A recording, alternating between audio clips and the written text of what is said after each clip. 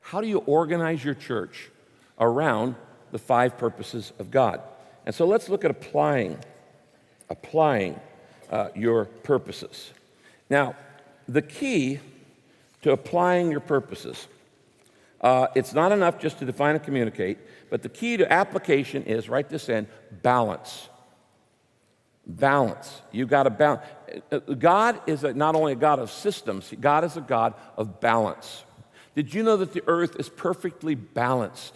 So that if it just turned 1 degree this way on its axis, it would burn up. And if it just turned 1 degree the other way, we'd freeze up. We are perfectly balanced to sustain life on this planet.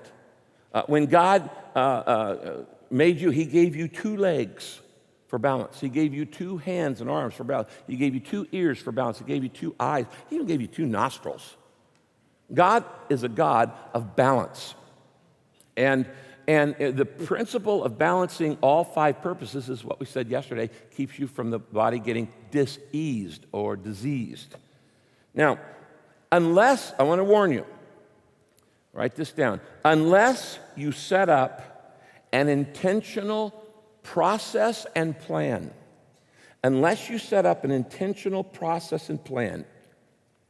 to balance all 5 purposes, your church will tend to overemphasize the one purpose that the pastor is most passionate about. And I have seen this happen all around the world. You have to have a system. You have to have a structure. You have to have a process and a plan that gives equal balance to worship, fellowship, discipleship, ministry, and evangelism. Knowing Christ, loving Christ, growing in Christ, serving Christ, sharing Christ. You have to balance those, and if you don't have a system that keeps them in balance, you're going to overemphasize the one you love the most. And every one of us try to go to one the most. For instance, if the pastor has the gifts of evangelism, then you will tend to build what I would call a soul-winning church, which reaches a lot of people for Christ, but there's no discipleship going on. There's no depth, no maturity taking place on that. On the other hand, if you have teaching gifts as a pastor, then you will tend to build what I call a classroom church, where you're focusing on content and doctrine and knowledge and theology, and people are growing bigger and bigger, but nobody's getting saved. Or there's no ministry in the community. And you're going deep, but you're also not growing in the other areas. I think the most common church, you can see in that first column in there, I have Soul Winning Church, we have the Experiencing God Church. That's the church that, man, they've got great worship, and God comes down, and the presence of God is felt in the worship services. Maybe there's even signs and wonders, and God's there, but maybe there's no ministry in the community, and no social action going on, maybe no discipleship taking place. I call that Experiencing God Church. Most churches are this fourth area, I call it the family reunion church. And that is, the pastor has gifts in shepherding, and so you build a very good relational church, and everybody loves everybody else. But did you know fellowship overemphasized? Koinonia becomes koinonitis. And you can be so tight, nobody can get in. And you may have visited some of those churches where everybody had the same ethnic background or the same last name, or they all came from the same country, and nobody else could join unless you were part of the in crowd. And they're out of balance because they're overemphasizing fellowship. The family, we love everybody who's here, but we don't love all the people who are on the outside. And then there's the social conscious church. And these often sometimes are liberal churches, and they're doing all kinds of cool things in the community. They're caring for the poor and the sick and the lame and the marginalized, and they are strong on justice, and they're strong on fighting bigotry and racism, and these are good things. These are good things. And your church needs to do these. But if that's all you do, and there's no discipleship, and there's no evangelism, or the worship is weak, then you get out of balance. And so you can see there the pastor's role in each of those kind of churches, what the people's role is. But what I want to teach you is how to build a church that does all 5 of those. The purpose-driven church balances all 5 of witnessing and worshiping and the committed and the crowd, and the congregation, the committed, the core of knowing and feeling. And all of these things are done together.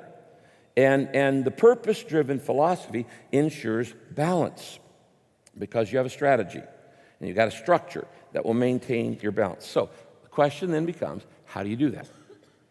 How do you balance the 5 purposes of God in your church so it stays healthy so that it can keep growing? Because once it gets unhealthy, it's going to stop growing. Well, look on the next page where we have what I call the 5 different target groups that you minister to. And we call these the concentric circles or the levels of commitment. Each of these circles represent a level of commitment, from the community being no commitment at all to people in the commission who are the most committed at all. And they also represent all of the 5 purposes. Now, let me ask you this. Is everybody in your church at the same level of commitment? Of course not. Of course not. You have some people who are super committed. They're there every time the lights are on. They serve, they share, they give, they sacrifice, they pray, they lead, and they're highly committed. Do you have, at the same time, some people who barely show up every week? Yes. And between those 2 groups, which we call the community and the commissioned, you have a lot of varying degrees or levels of maturity. Now, these circles that I'm going to explain to you, you already have them in your church. They're already there. You already have people in every one of these levels. You just have never thought about identifying them as such, dividing them as such according to their commitment. Now, you don't tell people who they are. They tell you who they are by their level of commitment and what they're involved in. Now, up at the top where it says target and purpose, above the word purpose, write down what we do. Write the phrase, what we do. The purposes are what we do. And then above the word target, I want you to write the phrase, who we do it with. And so there are 5 purposes, and you have actually 5 targets. Actually, there are 6 because evangelism has both a bring them in and send them out function. So evangelism on the front end and the back end, in the community and the commissioned. Now notice here that the purpose of evangelism, we do that in the community. And the purpose of worship, we do that in the crowd. The purpose of fellowship, we do that in the congregation. And we do that through small groups. The discipleship we do in the committed. Ministry is done by the core of our church. And those who go out on mission are commissioned, or they're sent out. So the whole idea is to move people from the outer circle, no commitment at all, that's the community, all the way through crowd, congregation, moving in to the commission, which is the most committed, and then you turn the commissioned around and send them back out. So the commitment level in your church ranges from very little, that's out there in the occasional attender level in the community, to the very mature level, such as those who are ministering in the core or going on mission in the commissioned. And the goal here is to move them through these circles. Now, what you're looking at that is an index for the rest of this conference, because we're going to spend a session on each of these circles and how you do the purpose and who you do it with. Evangelism in the community, worship in the crowd, fellowship in the congregation, discipleship in the committed, ministry in the core, and sending out the commissioned. Moving people from come and see to come and die. So, Jesus started where people are, but he didn't leave them there. He didn't leave them there. He started them where they were, but he took them to new places. Now, here's the problem. In a lot of churches, they're either come and see church or they're come and die, and you got to do it all. There's some churches that the whole purpose of church is just build a crowd. Let's get them in, get them in, get them in, get them in. I've actually heard well-known pastors say, it's all about the weekend. Get them in. It's all about the weekend. I could not disagree more. The weekend is simply a funnel. What are you going to do with them? A crowd is not a church. But a crowd can be turned into a church if you have circles of commitment and a process to move them on to maturity, ministry, and mission. And so there are some churches out there, they're growing really fast, and they're getting really big. But it's just attendance. I'm going to go, where's your small groups? Where's your people involved in ministry? Where are your people going out on missions? Where are the people fulfilling what God has told us to do? And then on the other hand, there's people over here, they're the hardcore discipleship people. We're the come and die, and we don't care if we get smaller because we're going to be a holy, purified, sanctified, frozen chosen. And they think they're really deep, and they think they're really mature, but you're not mature unless you're reproducing.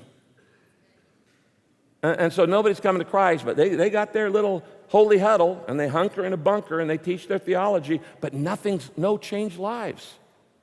You've got to do it all. That's the main thing I'm saying. You got to do it all. And you got to do it by having a process.